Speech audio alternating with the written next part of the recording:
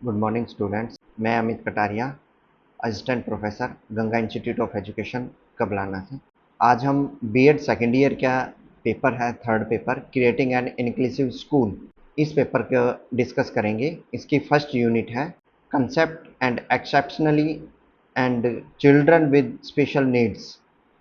इसकी first unit का जो फर्स्ट टॉपिक हमारा आता है concept, meaning and need of inclusive education. इसको आज हम रीड करेंगे। इसका मीनिंग है वह शिक्षा जो सभी नागरिकों तथा उन बालकों में शिक्षा के समान अवसरों के रूप में उन्हें एक अधिकार प्रदान करती है, वह समावेशी शिक्षा कहलाती है। दूसरे शब्दों में हम कहें तो कि समावेशी शिक्षा का मुख्य उद्देश्य है सभी नागरिकों को समानता के समान अवसरों को पहचानने तथा उनमें समावेशी आवश्यकताओं के साथ साथ शिक्षा के समान अवसर उपलब्ध करवाना है, जो बाधित छात्र छात्राएं होते हैं तथा शिक्षा से जो वंचित होते हैं उन्हें अनुकूलित वातावरण प्रदान किया जाना चाहिए, जो उन्हें इसी संस्था में ही या ये कहें कि शिक्षण संस्थान में ही दिया जाता है।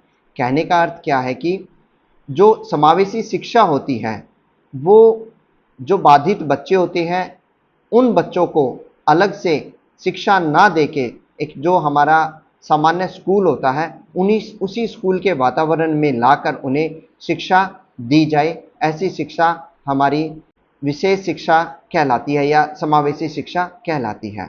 इसका कंसेप्ट है, अतः समावेशी शिक्षा वह शिक्षा है जो अपंग बालकों के साथ साथ प्रतिभाशाली बालक भी सामान्य स्कूल में अन्य बालकों की तरह शिक्षा प्राप्त करते हैं। अर्थात समावेशी शिक्षा हम उस शिक्षा को कहेंगे जहां पर बाधित बालकों के साथ साथ जो प्रतिभाशाली या क्रिएटिव जो बालक होते हैं, जो बच्चे होते हैं, वो सामान्य स्कूल के अंतर्गत अपनी शिक्षा को पूरी करते हैं। साधारण शब्दों में कहा जा सकता है कि समावेशी शिक्षा उस शिक्षा को कहते हैं जिसमें सामान्य तथा प्रतिभाशाली छात्र छात्राओं के साथ शारीरिक तथा मानसिक रूप से कमजोर छात्र छात्राएं बिना किसी भेदभाव के शिक्षा प्राप्त करते हैं, वह समावेशी शिक्षा कहलाती है। अर्थात ऐसा वातावरण जिसमें मानसिक, शारीरिक या प्रतिभाशाली बालक और सामान्य बच्चे एक साथ मिलकर जहां पर शिक्षा प्राप्त करें, वह शिक्षा समावेशी शिक्षा कहलाएगी। समावेशी शिक्षा की विशेषताएं।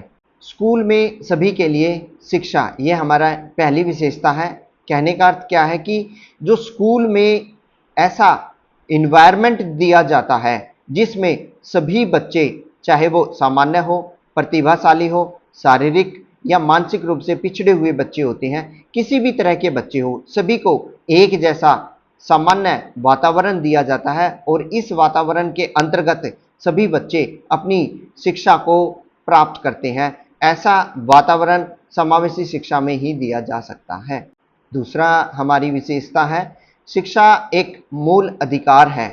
अर्थात शिक्षा का यूनिवर्सलाइजेशन, कि जो हमें अधिकार, शिक्षा का अधिकार दिया गया है, यह हमारा एक मौलिक अधिकार भी है, जो कि धारा 21A में है कि जो फंडामेंटल राइट के अंतर्गत आता है। इसके अंतर्गत सभी बच्चों को शिक्षा प्राप्त करने का अधिकार है जिनकी आयु 6 से 14 वर्ष की है, और समावेशी शिक्षा में यह अधिकार हमें 6 से 18 वर्ष के बच्चों तक का शिक्षा का अधिकार देता है कि इन बच्चों को भी अपनी शारीरिक व मानसिक गति के लिए या उसकी विकास के लिए हमें शिक्षा बहुत ही जरूरी है, और इसलिए शिक्षा का अधिकार हमारा मूल अधिकार है। तीसरा हमारा पॉइंट आता है, प्राथमिक शिक्षण एवं पाठ्यक्रम अधिक लचीले, कि जो बच्चों को प्राइमरी एजुकेशन दी जाएगी वो बच्चों को मदर टंग के अंतर्गत दी जाएगी, बच्चों की भाषा के अनुरूप दी जाएगी, और जो उसका पाठ्यक्रम होगा वो अधिक लचीला होगा। अर्थात हम उसे बच्चों के अकॉर्डिंग उसे फेरबदल भी कर सकते हैं। कहने का अर्थ है कि जो बच्चा जिस प्रोग्रेस के आधार पर, जिस प्रगति के आधार पर अपने पाठ्यक्रम को आगे बढ़ाता है, उसी के आधार पर हम बच्चे को शिक्षा देते हैं। फोर्थ पॉइंट है हमारा सामान्य एवं विशेष शिक्षा के बीच घनिष्ठ संबंध। कहने का अर्थ है कि जो सामान्य शिक्षा होती है हमारी नॉर्मल एजुकेशन जो है, जिसमें सामान्य बच्चे शिक्षा प्राप्त करते हैं, वे तथा विशेष शिक्षा के अंतर्गत प्रतिभाशाली और हमारे बाधित बच्चे आते हैं। इन दोनों की शिक्षाएं एक जैसी होती है। बच्चे की क्षमता के अनुरूप, उसकी शारीरिक मानसिक क्षमता के अनुरूप जिस तरह का बच्चा होता है, उसी क्षमता के अनुरूप बच्चे को शिक्षा दी जाती है। ऐसी शिक्षा हमें समावेशी शिक्षा के अंतर्गत ही देखने को मिलती है, जहां पर सामान्य और विशेष शिक्षा के बच्चे ही यहाँ एक साथ मिलकर अपनी शिक्षा प्राप्त करते हैं। नेक्स्ट हेडिंग आती है हमारी सामान्य शिक्षा की आवश्यकताएं एवं महत्व। पहला पॉइंट है हमारा शिक्षा का सार्वभौमिकरण।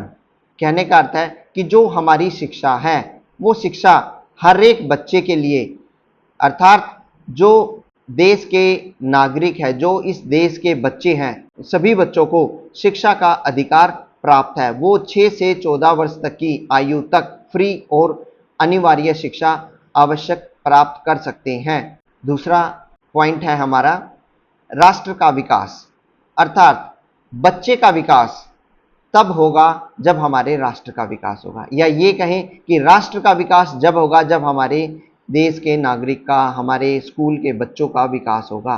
अर्थात बिना शिक्षा के हम कुछ भी विकसित नहीं कर सकते। बच्चे की शिक्षा के साथ साथ बच्चा जब शिक्षित होगा तो वो हमारे राष्ट्र के निर्माण में भी अपना योगदान देगा। थर्ड पॉइंट आता है गरीबी के चक्र को तोड़ना, अर्थात जब बच्चे शिक्षित हो जाएंगे तो वो अपने पैरों पे खड़े होने के लायक हो जाएंगे, या इतने सक्षम हो जाएंगे कि अपनी जो आजीविका है वो कमा सके, और उस आजीविका के आधार पर जो उन पर गरीबी, या ये कहें कि उनके जो लो इकोनॉमिक स्टैंडर्ड होता है, जो उनका आर्थिक स्थिति होती है, वो इतनी लो नहीं रहेगी, वो उनके अर्निंग या उनके आय के साधन खुल जाएंगे। इसलिए शिक्षा के आधार पर ही हम यह सिर्फ प्राप्त कर सकते हैं। फोर्थ पॉइंट आता है हमारा समाज का विकास एवं सशक्तिकरण। समाज का विकास अर्थात बच्चे का विकास कब होगा? जब वो शिक्षित होगा, और जब बच्चा शिक्षित होगा तो हमारे देश का विकास होगा, और उसी के साथ साथ हमारे समाज का भी विकास होगा।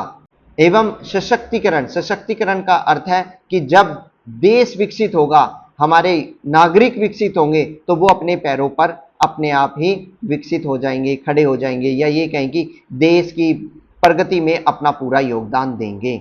और हमारी अंतिम पॉइंट आता है नवीनतम तकनीकों का उपयोग, अर्थात जब हम शिक्षित होंगे, उनसी शिक्षा के आधार पर ही जो लेटेस्ट टेक्नोलॉजी आ रही है, नवीनतम तकनीक आ रही है, उस तकनीकों का प्रयोग हम शिक्षा के आधार पर ही कर सकते हैं। जब तक बच्चे शिक्षित नहीं होंगे, वो बच्चे अपने प्रोग्रेस को, अपने विकास को आगे नहीं बढ़ा सकते। ये शिक्षा के आधार पर ही हम सभी शिक्षाओं को या नई नई तकनीकों को प्रयोग में ला सकते हैं। इसी के आधार पर हम ये कहें कि जो समावेशी शिक्षा है वो बच्चों के लिए, या स्पेशली बाधित बच्चों के लिए अति आवश्यक है। इसलिए हमें इन शिक्षा के आधार पर सभी बाधित बच्चों को शिक्षित करना होगा। इसी के साथ हमारा आज का टॉपिक समाप्त होता है। अगर आपको इस टॉपिक से रिलेटेड कोई क्वेरी है तो आप हमें चैट बॉक्स में डालकर या उसमें लिखकर हमें मैसेज करें। धन्यवाद।